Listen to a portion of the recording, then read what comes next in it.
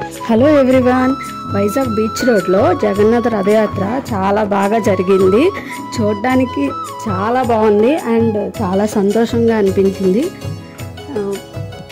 మీలో ఎవరైనా వెళ్ళినట్లయితే ఆ రథయాత్ర చూసినట్లయితే కామెంట్ సెక్షన్లో కామెంట్ చేయండి అండ్ వీడియో తప్పకుండా పూర్తిగా చూడండి అండ్ మా ఛానల్ని సబ్స్క్రైబ్ చేసుకోండి. Thank you.